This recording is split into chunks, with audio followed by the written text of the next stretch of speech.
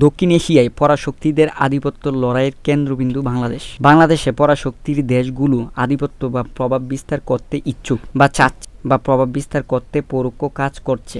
আর কেন করছে, আর কারণ কি, ন্যাশনাল ইন্টারেস্ট আছে কি না, এই বিষয়ে বুঝতে গেলে পরাশক্তির দেশগুলোর আচরণ বা লক্ষ্য বা ভবিষ্যতের পরিকল্পনা কি, বিশ্ব পরাশক্তির পলিসি এবং এশিয়া বা দক্ষিণ এশিয়ার জিও পলিটিক্স বুঝতে পারলে পরিষ্কার বোঝা যায় কেন বাংলাদেশ পরাশক্তিদের আধিপত্যের লড়াইয়ের কেন্দ্রবিন্দু। পিছনে ফেরা যাক। দ্বিতীয় বিশ্বযুদ্ধের পর কোল্ড ওয়ার শুরু হয় আমেরিকা ও সোভিয়েত ইউনিয়নের মধ্যে। তখন আমেরিকা নেতৃত্বাধীন নেটো তৈরি হয় আর রাশিয়ার ফেডারেশনের নেতৃত্বাধীন তৈরি হয় ইউএসএসআর। এই দুই সামরিক সংগঠন, যাই একজনের বিরুদ্ধে আরেকজনের লড়াই, কিন্তু সরাসরি নয়, প্রক্সি ওয়ার। যেমন কোরিয়া যুদ্ধ, এক পক্ষে সোভিয়েত ইউনিয়ন, অন্য পক্ষে আমেরিকা। ভিয়েতনাম যুদ্ধ, এক পক্ষে সোভিয়েত ইউনিয়ন, অন্য পক্ষে আমেরিকা। আফগান যুদ্ধ, 80-র দশকে সোভিয়েত ইউনিয়নের বিরুদ্ধে আফগান যোদ্ধাদের সহযোগিতা বা সহায়তা প্রদান করেন। অবশেষে অর্থনৈতিক দুর্বলতা, বিশেষত স্নায়ু যুদ্ধে অতিরিক্ত সামরিক ব্যয় এবং অব্যবস্থাপনা, মিখাইল গর্বাচেভের সংস্কার প্রচেষ্টা, যা অনেক ক্ষেত্রে কার্যকর হয়নি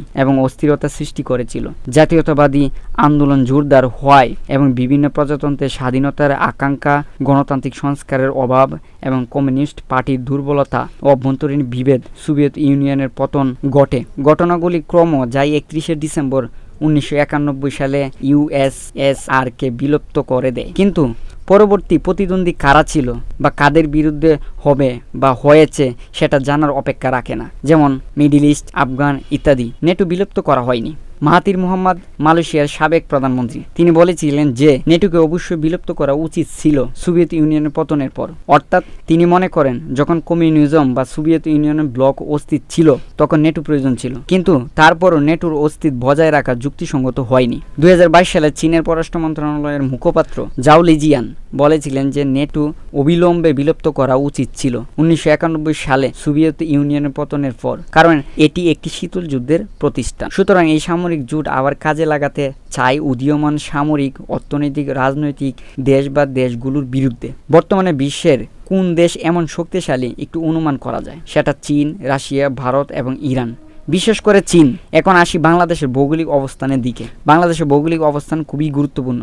বাংলাদেশের বঙ্গোপসাগর বা বে অফ বেঙ্গল অঞ্চলে বন্দরগুলি বিশ্বের ব্যবসার প্রায় 33% ট্রেড হ্যান্ডেল করে। কিছু রিপোর্ট বলেছে প্রায় 30% বিশ্বের বাণিজ্য এই অঞ্চলের বন্দরের মাধ্যমে হচ্ছে। আরও উল্লেখ আছে যে এই অঞ্চলে বন্দরের মাধ্যমে প্রায় 50% বিশ্বের কন্টেইনার ট্রাফিক চলাচল করে। তাহলে সারাংশ, বে অফ বেঙ্গল অঞ্চলে বন্দরের মাধ্যমে প্রায় 30 থেকে 33% বিশ্ব বাণিজ্য, বিশেষ করে পণ্যবাহী ও কন্টেইনার বাণিজ্যে বেশি গুরুত্ব রয়েছে। আবার চীনের বাণিজ্য বিষয়ে জানা যাক। চীনের আন্তর্জাতিক বাণিজ্যের জন্য সমুদ্রপথে সবচেয়ে বেশি গুরুত্বপূর্ণ হলো কয়েকটি প্রণালী। এগুলো দিয়ে চীনের আমদানি রপ্তানি বিশাল অংশ, বিশেষ করে জ্বালানি তেল, গ্যাস, কন্টেইনার কার্গো পরিবাহিত হয়। চীন যে প্রধান প্রণালীগুলো ব্যবহার করে, মালাক্কা প্রণালী, সিঙ্গাপুর, মালয়েশিয়া ও ইন্দোনেশিয়ার মাঝে বিশ্বের অন্যতম ব্যস্ততম নৌপথ। চীনের প্রায় 80% তেলের আমদানি এখান দিয়ে যায়। এজন্য একে বলা হয় চীনের মালাক্কা ডিলেমা।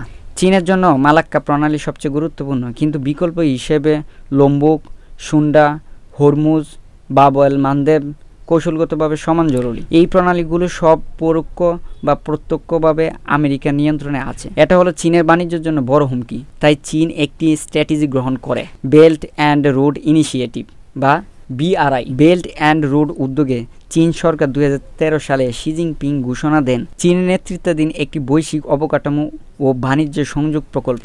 এটা দুই ভাগে বিভক্ত।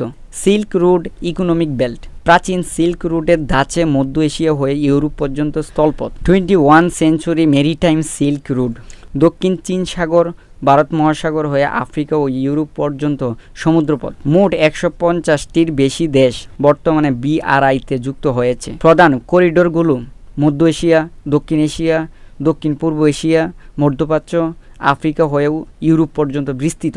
বাংলাদেশও এই উদ্যোগের অংশ 2016 সালে যোগ দেয়। চীনকে ডমিনেট করার জন্য আমেরিকা চীনকে ঘিরে তার সামরিক উপস্থিতি বাড়াচ্ছে। তবে কিছু উল্লেখযোগ্য আঞ্চলিক বা বহুপক্ষীয় গোষ্ঠী বা জোট রয়েছে যেগুলো প্রায় চীন নিরোধ বা চীনকে ঘিরে কৌশলের অংশ হিসেবে দেখা যায়। কোয়াড, যুক্তরাষ্ট্র, ভারত, জাপান ও অস্ট্রেলিয়া। এটি একটি তারা নিরাপত্তা ও কৌশলগত সহযোগিতার ফোরাম যা ভারত মহাসাগর ও প্রশান্ত মহাসাগর অঞ্চলে চীনের প্রভাব সীমাবদ্ধ করার একটি মাধ্যম হিসেবে বিবেচিত।